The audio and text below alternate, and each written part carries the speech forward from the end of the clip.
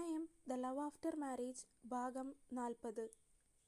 ശ്രീ കണ്ണനോട് ദേവുവിൻ്റെ കാര്യം പറഞ്ഞു. പെട്ടെന്നുള്ള ദേഷ്യത്തിൻ്റെയാണ്. കുറച്ച് കഴിയുമ്പോൾ ശരിയാവും. ഇപ്പോൾ എന്തായാലും ഒന്നും പോയി ചോദിക്കണ്ട. കുറച്ച് കഴിയട്ടെ. മോൾ അങ്ങോട്ട് ചെല്ല്. അവിടെ അമ്മു അന്വേഷിക്കുന്നുണ്ട്. കണ്ണൻ ഹിമയെ നോക്കി പുഞ്ചിരിയോടെ പറഞ്ഞു. കണ്ണനോടും ശ്രീയോടും യാത്ര പറഞ്ഞ് അവൾ തിരികെ വീട്ടിലേക്ക് പോയി. ഹാളിൽ കണ്ണനും ശ്രീയും മാത്രമാണുള്ളത്. ദേവൂട്ടി ആകെ ദേഷ്യത്തിലാണ് കണ്ണേട്ടാ. ശ്രീ ആകെ വിഷമത്തോടെ പറഞ്ഞു. അത് സാരമില്ല. അവൾക്ക് പെട്ടെന്ന് ദേഷ്യം വരും. അതിലും വേഗത്തിൽ അത് പോവുകയും ചെയ്യും. കണ്ണൻ അവളുടെ അരികിലേക്ക് വന്ന് അവളുടെ മുന്നിലേക്ക് വീണ് കിടക്കുന്ന മുടി ചെവിയുടെ പിന്നിലേക്ക് മാടി ഒതുക്കി വെച്ച് കൊടുത്തു. ഇവിടെ റൊമാൻസ് ആയോ ഇത്ര വേഗം? പെട്ടെന്ന് പിന്നിൽ നിന്ന് ദേവുവിൻ്റെ കുസൃതിയോടെയുള്ള ശബ്ദം. ശ്രീ കണ്ണൻ്റെ അരികിൽ നിന്ന് കുതറി മാറി. പിന്നിലേക്ക് തിരിഞ്ഞു നോക്കുമ്പോൾ ദേവു മുറിയുടെ വാതിൽക്കൽ തന്നെ തങ്ങളെ നോക്കി കുസൃതി ചിരിയോടെ നിൽക്കുന്നുണ്ട്. അതെന്താ, എനിക്കെൻ്റെ ഭാര്യയുടെ കുറെ റൊമാൻറ്റിക് ആവാൻ പാടില്ലെന്നുണ്ടോ? കുതറി മാറിയവളെ ചേർത്ത് നിർത്തിക്കൊണ്ട് കണ്ണൻ ദേവുവിനെ നോക്കി ഗൗരവത്തിൽ ചോദിച്ചു. ദേവു ആണെങ്കിൽ ആകെ ചമ്മിപ്പോയി. കണ്ണൻ അങ്ങനെ തിരിച്ചു ചോദിക്കും എന്ന് കരുതിയില്ല. ശ്രീയെ വെറുതെ കളിയാക്കാമെന്ന ചിന്തയിൽ പറഞ്ഞതാണ്. പിറ്റേ ദിവസം ഹിമ വീണ്ടും ദേവുവിനെ കാണാൻ വന്നു. അന്നവൾ ആദിയെ കൂടെ അങ്ങോട്ട് വിളിച്ചു വരുത്തിയിരുന്നു. എന്താണ് പറയാനുള്ളതെന്ന് വെച്ചാൽ പറയും മഹിമ. എനിക്ക് പോയിട്ട് വേറെ ജോലിയുള്ളതാണ്. ആദി ധൃതി പിടിക്കും പോലെ പറഞ്ഞു. അവൻ്റെ സംസാരം കേട്ടിട്ട് അവൾക്കാകെ വിഷമം തോന്നി. ശരിക്കും ഒറ്റപ്പെടുന്നത് പോലെ. ശ്രീ പിന്നെയും തന്നോട് എന്തെങ്കിലുമൊക്കെ സംസാരിക്കും. ദേവു ഒന്നും മിണ്ടുന്നില്ല. ഇപ്പോൾ ആദിയാണെങ്കിൽ ഒരു പരിചയവും ഇല്ലാത്തതുപോലെ സംസാരിക്കുന്നു. ആദി, നീ എന്താ ഇങ്ങനെയൊക്കെ സംസാരിക്കുന്നത്? പിന്നെ ഞാൻ എങ്ങനെ സംസാരിക്കണം? നിന്നെ കാണുന്നില്ലെന്ന് പറഞ്ഞ് എന്നെ വിളിച്ചു പറഞ്ഞപ്പോൾ എൻ്റെ കൈയും കാലം തളർന്നു പോകുന്നത് പോലെയാണ് തോന്നിയത്. എങ്ങോട്ട് പോയി എന്നറിയില്ല. എന്തെങ്കിലും സംഭവിച്ചു പോയാൽ പിന്നെ ചിലപ്പോൾ ഞാൻ ഉത്തരവാദിയായി മാറിയേനെ. ബോധമില്ലാത്ത ഓരോ പ്രവൃത്തികൾ. ആദി ദേഷ്യത്തിൽ പറഞ്ഞു. ശ്രീ അവനെ നോക്കി വേണ്ട എന്ന രീതിയിൽ കണ്ണുകൊണ്ട് ആംഗ്യം കാണിച്ചു. എങ്കിലും അവൻ പറയാനുള്ളതെല്ലാം പറഞ്ഞു തന്നെ തീർത്തു. ഹിമയുടെ കണ്ണുകൾ നിറഞ്ഞു വന്നു. എങ്കിലും അവൾ അതിനെ പുറത്തേക്കൊഴുക്കാതെ തടഞ്ഞു നിർത്തി. നിങ്ങളുടെയൊക്കെ മുന്നിലിപ്പോൾ ഞാൻ മോശക്കാരിയായിരിക്കും, അറിയാം. എങ്കിലും സാരമില്ല. പക്ഷേ എനിക്ക് പറയാനുള്ളത് കൂടി നിങ്ങൾ കേൾക്കണം. ഹിമ ഒരു തുടക്കം എന്ന പോലെ പറഞ്ഞു തുടങ്ങി. ഓർഫനേജിൽ വളർന്നത് കൊണ്ടാവാം എനിക്കങ്ങനെ അധികം കൂട്ടൊന്നും ഉണ്ടായിരുന്നില്ല. ആകെയുള്ള കൂട്ടായിരുന്നു വർഷ. എൻ്റെ കൂടെ +1 പഠിച്ചതാണ്. അവളോട് മാത്രമാണ് ഞാൻ എൻ്റെ കാര്യങ്ങൾ പറഞ്ഞിട്ടുള്ളത്. വേറെ ആരോടും പറയാനുള്ളൊരു ധൈര്യം ഉണ്ടായില്ല എന്ന് പറയുന്നതാവും ശരി. ആരും ഇല്ലാത്തൊരു കുട്ടി. ഇതെല്ലാം ആഗ്രഹിക്കാൻ പാടുണ്ടോ എന്ന ചിന്ത. ആരവേട്ടനെ ആദ്യം കാണുമ്പോൾ ഒന്നും എനിക്കത്ര ഇഷ്ടമൊന്നും ഉണ്ടായിരുന്നില്ല. എങ്കിലും പിന്നീട് കണ്ട് കണ്ട് എപ്പോഴോ ഇഷ്ടപ്പെട്ടു തുടങ്ങി. പക്ഷേ ഭയമായിരുന്നു ആളോട് പറയാൻ. ആരും അറിയാതെ പ്രണയിച്ചു, ആരോടും പറയാതെ.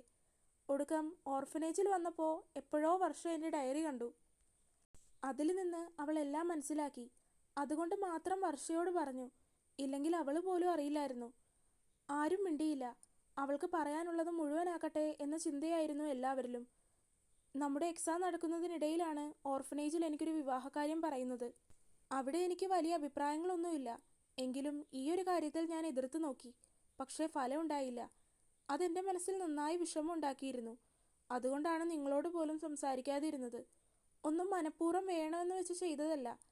എനിക്കറിയാം, സങ്കടങ്ങൾ ആരോടെങ്കിലും ഒന്ന് ഷെയർ ചെയ്താൽ അതിൻ്റെ ആഴം കുറയും. പക്ഷേ എനിക്ക് അതിന് പോലും പറ്റുന്നില്ലായിരുന്നു. വല്ലാത്തൊരു മാനസികാവസ്ഥയായിരുന്നു ആ സമയം. ഒടുക്കം ഞാൻ വർഷയെ വിളിച്ച് കാര്യം പറഞ്ഞു. മനസ്സാകെ കലങ്ങി മറിഞ്ഞിരിക്കുമ്പോഴാണ് അവളെ വിളിച്ചത്. അന്ന് കുറേ കരഞ്ഞു. ഇനി വിവാഹം ചെയ്യുക എന്നല്ലാതെ മറ്റൊരു ഓപ്ഷൻ ഇല്ലെന്ന് മനസ്സിൽ തീരുമാനിച്ചു കഴിഞ്ഞു. അന്ന് രാത്രിയായിരുന്നു ഓർഫനേജിലേക്ക് ആരവേട്ടം വന്നത്. വിളിച്ചപ്പോൾ കൂടെ പോവാതിരിക്കാൻ തോന്നിയില്ല. അന്ന് അങ്ങനെ ഒരു തീരുമാനം എടുത്തില്ലായിരുന്നുവെങ്കിൽ പിന്നീട് അതൊരു നഷ്ടമായി തീരുമെന്ന് അറിയാമായിരുന്നു. അത്രയേറെ ഞാൻ അയാളെ സ്നേഹിക്കുന്നുണ്ട്. അത് പുറത്തൊരു കാരണം കൊണ്ടും കാണിച്ചിരുന്നില്ല. എങ്കിലും ആരവേട്ടൻ ഇല്ലാതൊരു ജീവിതം ഉണ്ടാവില്ല എന്നറിയാം. അങ്ങനെയായിരുന്നുവെങ്കിൽ പിന്നെ ഞാൻ എന്തെങ്കിലും ചെയ്ത് മരിച്ചു കളഞ്ഞേനെ. ആ ഒരു സമയം അനാഥയാണെന്ന ചിന്തയൊന്നും ഉണ്ടായില്ല. എങ്ങനെയെങ്കിലും ആരവേട്ടൻ്റെ കൂടെ ജീവിക്കണം എന്ന് മാത്രമേ ഉണ്ടായുള്ളൂ. അവിടെ നിന്ന് വരുമ്പോൾ ഇനി അടുത്തതെന്തെന്ന ചിന്തയുണ്ടായിരുന്നില്ല. പക്ഷേ ഇപ്പോൾ നിങ്ങളൊക്കെ ഇങ്ങനെ പെരുമാറുമ്പോൾ അങ്ങനെ ഒരു തീരുമാനം എടുക്കേണ്ടിയിരുന്നില്ലെന്ന് തോന്നിപ്പോകുന്നു. അർഹിക്കാത്തതെന്തോ കയ്യിലേക്ക് വന്നു ചേർന്നതുപോലെ തോന്നുന്നു. ഹിമ വിതുമ്പിപ്പോയി. ഹിമയുടെ ഭാഗത്തു നിന്ന് അവർക്കാർക്കും ചിന്തിക്കാനാവില്ലെന്നത് എല്ലാവർക്കും അറിയാം. കാരണം ആരുമില്ലാത്തൊരു ജീവിതം അങ്ങനെ ഒരാൾക്ക് മാത്രമേ ചിന്തിക്കാനാവൂ. അതുകൊണ്ട് തന്നെ അവളുടെ ഭാഗത്തുള്ള ശരി ആരും ചിന്തിച്ചില്ല. ശ്രീ നിറഞ്ഞു വന്ന കണ്ണുകൾ തുടച്ച് ഹിമയെ ചേർത്ത് പിടിച്ചു. എങ്കിലും ഞങ്ങളോട് പറയാമായിരുന്നില്ലേ നിനക്ക്? ദേവുവും തൻ്റെ നിറഞ്ഞ കണ്ണുകൾ തുടച്ചുകൊണ്ട് ദേഷ്യത്തിൽ ചോദിച്ചു. ഹിമ തലകുനിച്ചു. എന്നോട് നിങ്ങൾ ക്ഷമിക്കൂ ദേവു, ഇനി ഇങ്ങനെ ഉണ്ടാവില്ല. അല്ലെങ്കിലും ഇനി രണ്ടാമത് ഒളിച്ചോടാനൊന്നും നിനക്ക് പറ്റില്ലല്ലോ, ഓൾറെഡി എല്ലാം കഴിഞ്ഞിരിക്കുവല്ലേ. ദേവു പുച്ഛിച്ചു. ഹിമയൊന്നും മിണ്ടുന്നില്ല. ഞങ്ങളുടെ അച്ചുവേട്ടനെ കറക്കിയെടുത്തു നീ അല്ലേ? അത് കണ്ടതും ദേവു അവളെ കളിയാക്കും രീതിയിൽ കപട ദേഷ്യത്തിൽ ചോദിച്ചു. അതുമാത്രം മതിയായിരുന്നു അവരുടെ പിണക്കം തീരാൻ. 4 പേരും പ്രശ്നങ്ങളെല്ലാം പരിഹരിച്ചതിന് ശേഷം ഭക്ഷണമൊക്കെ കഴിച്ചു കഴിഞ്ഞാണ് ആദി തിരികെ പോയത്. ദിവസങ്ങൾ പതിയെ മാഞ്ഞുപോയി. 2 ആഴ്ചയ്ക്ക് ശേഷം ഇന്ന് അച്ചുവിൻ്റെയും ഹിമയുടെയും കല്യാണമാണ്. കണ്ണൻ ഈ ദിവസങ്ങളിലൊക്കെ ആകെ തിരക്കിലായിരുന്നു. കല്യാണത്തിൻ്റെതായിട്ടുള്ള തിരക്കുകളുണ്ട്, എങ്കിലും ശ്രീദേവ് ആയിരുന്നു അവൻ്റെ പ്രധാന ഫോക്കസ്. അവൻ ജോലി ചെയ്യുന്ന കമ്പനി, അവിടുത്തെ അവൻ്റെ പെരുമാറ്റം എല്ലാം അവൻ അന്വേഷിച്ചറിഞ്ഞിരുന്നു. തിരക്കുകൾക്കിടയിലും ശ്രീയുടെ കാര്യങ്ങളിലെല്ലാം കണ്ണൻ പ്രത്യേക ശ്രദ്ധ കൊടുത്തിരുന്നു. കല്യാണമൊക്കെ ആയതുകൊണ്ട് അവൾ ആകെ തിരക്കിലൊക്കെയാണ്, എങ്കിലും കണ്ണൻ്റെ കൂടെ ചിലവഴിക്കാൻ അവളും സമയം കണ്ടെത്താറുണ്ട്. രാവിലെ 10 മണിയോടടുപ്പിച്ചാണ് വിവാഹം. ശ്രീ രാവിലെ തന്നെ ഉണർന്നതാണ്. കുളിയൊക്കെ കഴിഞ്ഞു നിൽക്കുകയാണ്. കണ്ണനാണെങ്കിൽ രാവിലെ വൈകി ഉണർന്നതുകൊണ്ട് അവൻ എഴുന്നേറ്റ സമയം ശ്രീ കുളിക്കാൻ കയറിയിരിക്കുകയായിരുന്നു. അവൻ അപ്പുറത്തെ മുറിയിലെ ബാത്റൂമിൽ പോയി കുളിച്ച് ഫ്രഷായി വന്ന് വാതിൽ തുറന്നു നോക്കുമ്പോൾ ശ്രീയെ കാണുന്നില്ല. പോയോ എന്ന് ചിന്തിച്ച് അകത്തേക്ക് കയറി നോക്കുമ്പോൾ ശ്രീ ദാ വാർഡ്രോബ് തുറന്നിട്ട് അതിനുള്ളിൽ തലയിട്ട് നിൽക്കുന്നുണ്ട്. കണ്ണൻ വാതിൽ തുറന്നു വന്നതൊന്നും അറിഞ്ഞിട്ടില്ല. കാര്യമായി എന്തൊക്കെയോ അന്വേഷിക്കുകയാണ്. എന്താ നോക്കുന്നത്?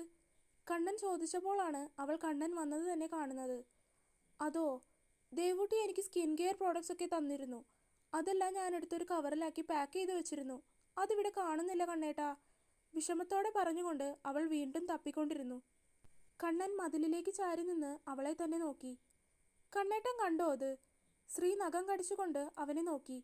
കണ്ണനാണെങ്കിൽ അവൾ തന്നെ നോക്കിയ സമയം അവളെ ആകെ മുഴുവനായി ഒന്ന് നോക്കി. അവളുടെ കണ്ണ് മിഴിഞ്ഞ് ഇപ്പോൾ പുറത്തു വരുമെന്നതുപോലെ ആയിപ്പോയി. കുളി കഴിഞ്ഞ് അണ്ടർസ്കേർട്ടും ബ്ലൗസും മാത്രം ഇട്ട് നിൽക്കുകയാണ്. ശ്രീയാണെങ്കിൽ എങ്ങോട്ടെങ്കിലും ഓടിക്കളഞ്ഞാലോ എന്ന് പോലും ചിന്തിച്ചു പോയി. കണ്ണൻ പിന്നെ ഭാവവ്യത്യാസങ്ങളൊന്നും ഇല്ലാതെ അവളെ നോക്കുന്നുണ്ട്. അവൻ പതിയെ അവളുടെ അടുത്തേക്ക് നടന്നു വന്നു. You are glowing. അവൻ അവളുടെ ഇടുപ്പിലൂടെ കൈ ചുറ്റി. അവൻ്റെ കൈകൾ അവളുടെ നഗ്നമായ ദേഹത്തമർന്നു. ശ്രീ അവൻ്റെ കണ്ണുകളിലേക്ക് നോക്കി. അവിടെ പ്രണയസാഗരം. ശരിക്കും? അവൾ തിരികെ ചോദിച്ചു പോയി. യാ, സീരിയസ്ലി. അവൻ അവളെ തന്നിലേക്ക് വീണ്ടും ചേർത്ത് പിടിച്ചു. അത് സ്കിൻ കെയർ ചെയ്യുന്നതുകൊണ്ടാവും. ശ്രീ അടക്കി ചിരിച്ചു. അപ്പോൾ ഈ ബ്ലഷ് സ്കിൻ കെയർ കാരണമാണോ? അവൻ വലതുകൈ ഉയർത്തി അവളുടെ കവിളിലെ ചുവപ്പിലൊന്ന് തൊട്ടു. വിട്. അവളൊന്ന് കുതറി. ഇപ്പോൾ വിടാം, പക്ഷേ സമയമായി. അവൻ അവളിലെ പിടിവിട്ടു. ശ്രീ ഒന്ന് കുണുങ്ങി ചിരിച്ചുകൊണ്ട് അവനിൽ നിന്ന് നീങ്ങി നിന്നു. എന്നെ പരീക്ഷിക്കാതെ പോയി ആ സാരി ഒന്ന് ഉടുക്ക് പെണ്ണേ, അവൻ കെഞ്ചും പോലെ പറഞ്ഞു. ദേവു ആയിരുന്നു ശ്രീയെ മേക്കപ്പ് ചെയ്ത് കൊടുത്തത്. അവൾക്ക് പിന്നെ ഇതിനെക്കുറിച്ച് വലിയ ധാരണകളൊന്നും ഇല്ലാത്തതുകൊണ്ട് ദേവു എന്ത് ചെയ്തു കൊടുത്താലും അതെല്ലാം അതുപോലെ അനുസരിക്കുന്നുണ്ട്. കരിമ്പച്ച നിറത്തിലുള്ള സാരിയാണ് ശ്രീ ഉടുത്തത്. അതേ നിറത്തിലെ ജുബ്ബയായിരുന്നു കണ്ണൻ. അമ്മയും ദേവൂട്ടിയും പച്ച തന്നെയായിരുന്നു, എങ്കിലും അത്ര കടുത്ത നിറത്തിലുള്ളതായിരുന്നില്ല. 10 മണിക്ക് അമ്പലത്തിൽ വെച്ച് താലികെട്ട്. അതിനുശേഷം അവിടെ ഓഡിറ്റോറിയത്തിൽ പരിപാടി. എല്ലാവരും നിറഞ്ഞ സന്തോഷത്തോടെ തന്നെ ആരവിനെയും ഹിമയെയും അനുഗ്രഹിച്ചു. വിവാഹത്തിൻ്റെ ചടങ്ങുകളെല്ലാം കഴിഞ്ഞ് ഉച്ച കഴിഞ്ഞ് ഗൃഹപ്രവേശം. അതിനുശേഷം അല്പം ഫോർമലായ രീതിയിൽ വൈകുന്നേരം ഒരു ചെറിയ പാർട്ടി കൂടെ ഉണ്ടായിരുന്നു. എല്ലാം കഴിഞ്ഞു വരുമ്പോഴേക്കും എല്ലാവരും നന്നേ ക്ഷീണിച്ചു പോയിരുന്നു. 1-2 മാസമായിട്ട് കണ്ണൻ ഓഫീസിലെ കാര്യങ്ങൾക്ക് അധികം ശ്രദ്ധ കൊടുക്കുന്നില്ലായിരുന്നു. മനഃപൂർവ്വം അല്ല എങ്കിലും അവൻ അതിനുള്ള സമയം കൂടി കണ്ടെത്താനാവുന്നില്ലായിരുന്നു. എങ്കിലും ജിതിനുള്ളത് കൊണ്ട് തന്നെ ഓഫീസിലെ കാര്യങ്ങളെല്ലാം വളരെ നന്നായി തന്നെയായിരുന്നു പോകുന്നത്. ഓഫീസിൽ എന്തെങ്കിലും സൈൻ ചെയ്യാനോ മറ്റോ ഉണ്ടെങ്കിലും അതെല്ലാം ആരെങ്കിലും കൊണ്ട് വീട്ടിലേക്ക് എത്തിച്ചായിരുന്നു കണ്ണൻ ചെയ്തു കൊടുത്തിരുന്നത്. കണ്ണൻ്റെ അഭാവത്തിൽ ജിതിനായിരുന്നു ഓഫീസിലെ കാര്യങ്ങളെല്ലാം കൈകാര്യം ചെയ്തിരുന്നത്. കണ്ണൻ്റെ പോലെ തന്നെ മനുവിനും കിച്ചുവിനും കൂടി ഓഫീസിലേക്ക് എത്താൻ പറ്റാതെ ഇരുന്നതും മറ്റൊരു കാര്യമായിരുന്നു. ശ്രീയുടെ അമ്മ മരണപ്പെട്ടതും പിന്നീട് അതെല്ലാം ഒന്ന് കഴിഞ്ഞു വന്നപ്പോഴേക്കും അച്ചുവിൻ്റെ കല്യാണവും, അങ്ങനെ എല്ലാ തരത്തിലും കൊണ്ട് മനുവും കണ്ണനും കിച്ചുവും ഒരുപോലെ തിരക്കിലായി പോയിരുന്നു. കാറ് പാർക്ക് ചെയ്ത് അകത്തേക്ക് കയറിയപ്പോൾ തന്നെ കണ്ണൻ്റെ മുഖം ഒന്ന് ചുളിഞ്ഞു. സാധാരണയായി താൻ ഓഫീസിലകത്തേക്ക് കയറുമ്പോൾ തന്നെ അനഘ വന്ന് വിഷ് ചെയ്ത് തൻ്റെ കൂടെ വരാറുള്ളതാണ്. ഇന്നത് കണ്ടില്ല. കണ്ണൻ ചുറ്റുമൊന്നും നോക്കിക്കൊണ്ട് തൻ്റെ ക്യാബിനിലേക്ക് നടന്നു. മുന്നിലേക്ക് നടക്കുന്നതിനിടയിൽ പെട്ടെന്ന് കണ്ണൻ്റെ കണ്ണ് ഒന്ന് ഇടതുവശത്തേക്ക് എത്തി നോക്കി. പ്രതീക്ഷിച്ചതായിരുന്നുവെങ്കിലും പെട്ടെന്നങ്ങനെ കണ്ടപ്പോൾ കണ്ണൻ്റെ കണ്ണുകളൊന്ന് വിടർന്നുപോയി. അവിടെ അനഘയും ജിതിനും ഭയങ്കരമായ സംസാരത്തിലാണ്. കസേരയിലിരിക്കുന്ന അവൻ്റെ തൊട്ടടുത്ത് ചെന്ന് നിന്ന് ചിരിയും കളിയോടെയും നിന്ന് സംസാരിക്കുന്ന അനഘയെ കണ്ട് കണ്ണന് തന്നെ അതിശയം തോന്നിപ്പോയി. പിന്നെ ആ ഭാഗത്തേക്ക് പോലും നോക്കാതെ കണ്ണൻ തൻ്റെ ക്യാബിനിൽ കയറി. ഫോൺ എടുത്ത് ഒന്നും അറിയാത്ത ഭാവത്തിൽ ജിതിനെ വിളിച്ചു. ഹലോ. അധികം നിന്ന് കൊഞ്ചിക്കുഴയേണ്ട ആവശ്യമില്ല, ജോലി ചെയ്യാൻ നോക്ക്. അപ്പുറത്ത് നിന്ന് ജിതിൻ ഹലോ പറയുമ്പോൾ തന്നെ കണ്ണൻ ഇവിടെ നിന്ന് വേഗത്തിൽ പറഞ്ഞു. അപ്പോഴാണ് ജിതിൻ ആരാണ് വിളിച്ചിരിക്കുന്നത് എന്ന് സ്ക്രീനിലേക്ക് നോക്കിയത്. ഓക്കെ. ജിതിൻ അനഘ മുന്നിൽ നിൽക്കുന്നത് കൊണ്ട് തന്നെ തിരികെ ഒന്നും പറയാൻ നിന്നില്ല. ഓക്കെ പറഞ്ഞ് ആ ഫോൺ കോൾ അവസാനിപ്പിച്ചിരുന്നു. അത്യാവശ്യം നല്ല രീതിയിൽ വർക്ക് ലോഡ് ഉണ്ടായിരുന്നത് കൊണ്ട് തന്നെ കണ്ണൻ ഓഫീസിൽ ചെന്നിട്ട് ഒന്ന് നിന്ന് തിരിയാൻ പോലും സമയമുണ്ടായിരുന്നില്ല. ഉച്ചയ്ക്ക് ലഞ്ച് ബ്രേക്ക് ആയപ്പോൾ ശ്രീ വിളിച്ചിരുന്നു. അവൾ കോളേജിൽ പോയെങ്കിലും വെറുതെ ഉച്ചയ്ക്ക് ബ്രേക്ക് ടൈമിൽ വിളിച്ചതാണ്. അവൾ വിളിച്ചപ്പോൾ മാത്രമാണ് 1 മണിയായി സമയമെന്ന് പോലും കണ്ണൻ അറിയുന്നത്. ഒന്ന് മൂരി നിവർന്നുകൊണ്ട് അവൻ ലഞ്ച് കഴിക്കാനായി ലഞ്ച് റൂമിലേക്ക് നടന്നു. കണ്ണൻ അങ്ങോട്ട് പോകുന്നത് കണ്ടതും ജിതിനും അവൻ്റെ കൂടെ ലഞ്ച് റൂമിലേക്ക് കയറി. കോമൺ സ്റ്റാഫിനെല്ലാം വേറെ ലഞ്ച് റൂം ആയതുകൊണ്ട് തന്നെ അനഘ അവിടെ ഇരുന്നായിരിക്കും ഭക്ഷണം കഴിക്കുന്നത്. ജിതിൻ വരുന്നത് കണ്ടപ്പോൾ തന്നെ കണ്ണന് ചിരിയാണ് വന്നത്. ഇവൻ അപാര കഴിവ് തന്നെ എന്ന് കണ്ണൻ ചിന്തിക്കാതിരുന്നില്ല. എന്നാലും അവളോട് ഒട്ടാൻ പറഞ്ഞപ്പോൾ ഇത്ര വേഗം നീ ഒട്ടുപശ പോലെ അങ്ങ് ഒട്ടിക്കളയുമെന്ന് ഞാൻ കരുതിയില്ല. കണ്ണൻ വന്ന പാടെ അവനെ കളിയാക്കി. എന്തെങ്കിലും ഒരു ജോലി ചെയ്യുക എന്ന് തീരുമാനിച്ചാൽ നമ്മൾ അതിൽ 100% വർക്ക് ചെയ്യണം. അങ്ങനെയെന്നുണ്ടെങ്കിൽ അതിൻ്റെ റിസൾട്ട് നമുക്ക് വേഗത്തിൽ കിട്ടും. അതിനുദാഹരണമാണ് ഇതും. ജിതിൻ വളരെ സീരിയസ് ആയി കണ്ണനോട് പറഞ്ഞു. നിനക്കൊക്കെ ഇതിനെങ്ങനെ സാധിക്കുന്നു? ഒരു പെണ്ണിനെ ഇഷ്ടപ്പെടുക, അവളെ അതിലും വേഗത്തിൽ വളച്ചൊടിച്ച് കുപ്പിയിലാക്കുക. അപാര കഴിവ് തന്നെയാണ് മോനെ നിനക്ക്. കണ്ണന് അവനെ പ്രശംസിക്കാതിരിക്കാൻ തോന്നിയില്ല. അതിനൊക്കെ ഒരു കഴിവ് വേണം മോനെ. അല്ലാതെ പണ്ടെങ്ങോ കണ്ട ഒരു പെൺകുട്ടിയോട് പ്രേമം തോന്നി ആ ഇഷ്ടം മനസ്സിലിട്ട് പെരുപ്പിച്ച് അതവളോട് തുറന്നു പറയാതെ അവസാനം അവൾ വേറെ ഒരുത്തൻ കെട്ടിക്കൊണ്ടുപോയി. അത് കഴിഞ്ഞ് അവൾ ഡിവോഴ്സ് ആയപ്പോൾ വീണ്ടും കല്യാണം കഴിച്ചു. ഇതൊക്കെ നിന്റെ ജീവിതത്തിൽ മാത്രം നടക്കൂ രുദ്ര. ഒരു സിനിമയാക്കാനുള്ളതിലും കൂടുതൽ കഥയുണ്ട് നിനക്ക്. ജിതിൻ ഒന്ന് നിശ്വസിച്ചു. കണ്ണൻ അത് കേട്ടതും അവനെ ഒന്ന് പുച്ഛിച്ചു നോക്കി ചിരിച്ചുകൊണ്ട് ഭക്ഷണം കഴിക്കുന്നതിൽ കോൺസെൻട്രേറ്റ് ചെയ്തു. വൈകുന്നേരം അത്യാവശ്യം നല്ല രീതിയിൽ ലേറ്റായിട്ട് തന്നെയായിരുന്നു കണ്ണൻ തിരികെ ഓഫീസിൽ നിന്ന് വീട്ടിലേക്ക് ചെന്നത്. എത്ര ലേറ്റ് ആയാലും ശ്രീ അവൻ വരാതെ ഭക്ഷണം കഴിക്കില്ല എന്നവന് ഉറപ്പാണ്. അതുകൊണ്ട് പരമാവധി നേരത്തെ ഇറങ്ങാൻ ശ്രമിച്ചുവെങ്കിലും നന്നേ വൈകിപ്പോയിരുന്നു. ഏകദേശം 11 മണിയോട് അടുപ്പിച്ചായി. രണ്ടുപേരും ഒരുമിച്ചിരുന്ന് ഭക്ഷണം കഴിച്ചതിന് ശേഷം നേരെ ചെന്ന് കിടക്കുകയാണ് ചെയ്തത്. ശ്രീ അപ്പോൾ തന്നെ ഉറങ്ങിപ്പോവുകയും ചെയ്തിരുന്നു. അവൾ ഉറങ്ങിയെന്ന് കണ്ടതും കണ്ണൻ ലാപ്ടോപ്പ് എടുത്ത് പുറത്തേക്കിരുന്നു. വീണ്ടും കുറച്ച് സമയം കൂടി വർക്ക് ചെയ്തു. കുറച്ചു കാര്യങ്ങൾ അത് കൂടാതെയും അവന് ചെയ്യാനുണ്ടായിരുന്നു. അതും ചെയ്തു തീർത്തു. എല്ലാം കഴിഞ്ഞ് കിടക്കുമ്പോഴേക്കും സമയം രാത്രി 1 മണിയും കഴിഞ്ഞിരുന്നു. ദിവസങ്ങൾ മാറ്റങ്ങളില്ലാതെ കടന്നുപോയി. ജിതിനും അനഘയുമായി ശരിക്കും പ്രണയാക്കളെ പോലെയായി. ജിതിൻ ആഴ്ചയിൽ 1-2 ദിവസം വീട്ടിലേക്ക് പോകും.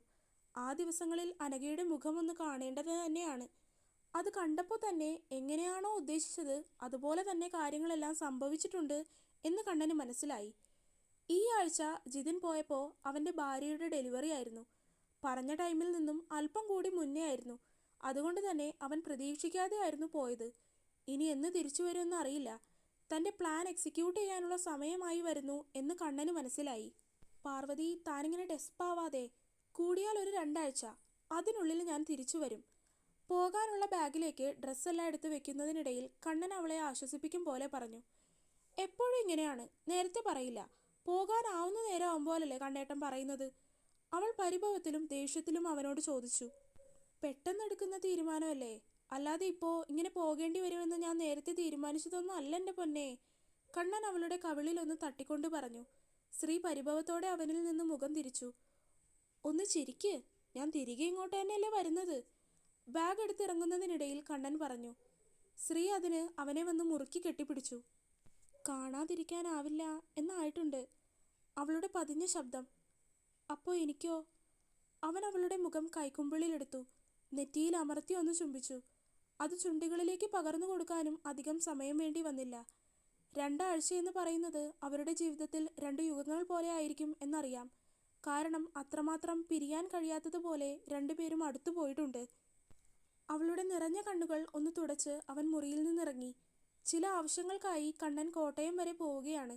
ഇനി 2 ആഴ്ചയൊക്കെ കഴിഞ്ഞേ എത്താനാവൂ എന്നാണ് പറഞ്ഞിരിക്കുന്നത്. യാത്രയിൽ ആരും കൂട്ടുണ്ടായിരുന്നില്ല. കണ്ണൻ ഒറ്റയ്ക്കായിരുന്നു. മനു വരാമെന്ന് പറഞ്ഞിട്ടും വേണ്ടെന്ന് പറഞ്ഞൊഴിഞ്ഞു. 2 ആഴ്ചയൊക്കെ മാറി നിൽക്കുക എന്ന് പറഞ്ഞാൽ കുഞ്ഞൊക്കെ ആയിട്ട് അമ്മുവിനത് മാനേജ് ചെയ്യാൻ പാടാവും. അതുകൊണ്ട് വേണ്ടെന്ന് തന്നെ കണ്ണൻ പറഞ്ഞു. തുടരും. അപ്പോൾ വീഡിയോ കണ്ടവരെല്ലാവരും വീഡിയോ ലൈക്ക് ചെയ്യാനും ചാനൽ സബ്സ്ക്രൈബ് ചെയ്യാനും അഭിപ്രായങ്ങൾ കമൻ്റായിട്ട് അറിയിക്കാനും മറക്കല്ലേ. അടുത്ത പാർട്ടായിട്ട് നാളെ വരാം. ബൈ.